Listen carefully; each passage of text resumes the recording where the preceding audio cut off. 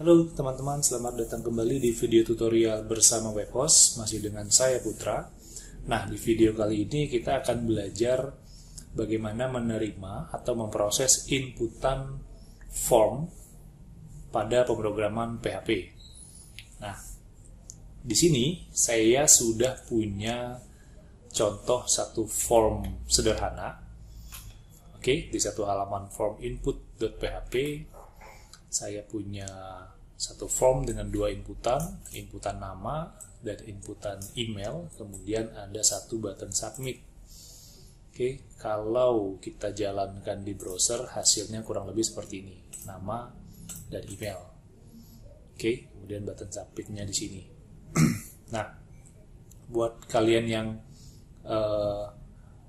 masih belum tahu nih cara nyimpen file PHP-nya ada di mana, saya tunjukkan sebentar. Jadi untuk menyimpan file PHP-nya kita simpan di folder htdocs ya, pada folder xampp di drive C biasanya, install xampp. Oke, di sini saya buat satu folder form, kemudian nama filenya forminput.php seperti itu.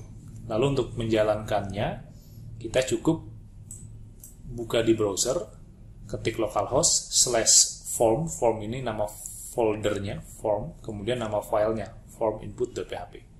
Seperti itu saja. Jadi ketika kita running, hasilnya seperti apa yang kita tulis di sini, forminput.php ini. Oke.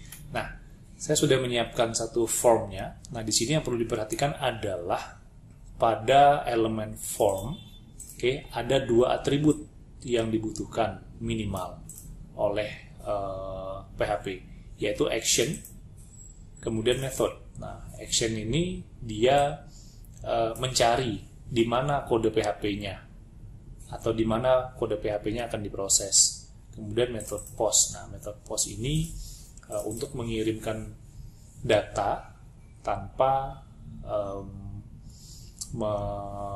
menulis atau menampilkannya di URL browser, nanti saya tunjukkan. Oke, kemudian pada elemen input tipenya teks, kemudian name, nama. Nah, name ini juga dibutuhkan oleh PHP untuk menerima value-nya nanti. Oke, jadi pada input atribut yang dibutuhkan oleh PHP adalah name.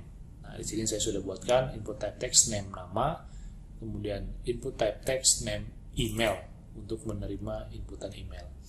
Kemudian input type submit, name submit, value submit. Oke. Karena di sini saya tulis action form input.php, berarti ada di halaman dia sendiri. Oke, karena nanti hasil inputannya akan saya tulis atau saya tempatkan di atas inputannya. Oke, caranya di sini saya tambahkan tag open close PHP, kemudian saya buat if isSet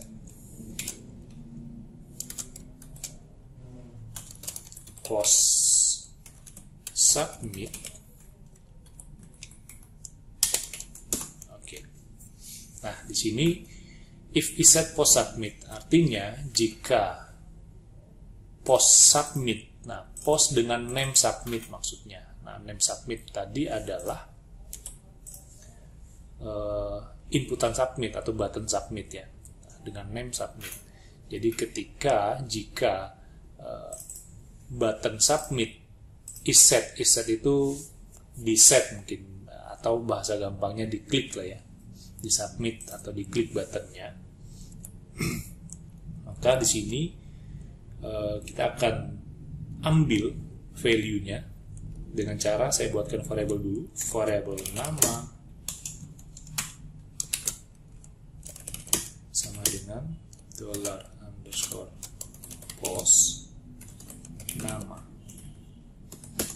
variabel email $_post email. Nah, seperti ini. Jadi hasil inputan kita terima dulu, kita simpan sebagai variabel. Penamaan variabel bebas, kita bisa namain sendiri. Kemudian cara mengambilnya adalah dengan menggunakan $_post nama. Nama ini dari name-nya. Name-nya apa masing-masing? Name nama, kemudian name email. Seperti itu. Nah, setelah kita memiliki variabelnya, berarti value itu sudah tersimpan di variabel, sehingga kita tinggal memproses variabel itu. Apakah mau kita insert ke database atau kita tampilkan saja. Nah, untuk di video ini, saya akan tampilkan dulu saja. Untuk insert ke database ada di video berikutnya, jadi kalian ikutin terus. Nah, caranya kalau di PHP kita cukup echo variabel nama, kemudian variabel umur. Saya gunakan titik untuk melanjutkan atau menghubungkan antar variabel. Oke, kita lihat dulu hasilnya. Saya refresh di sini. Ada yang kurang.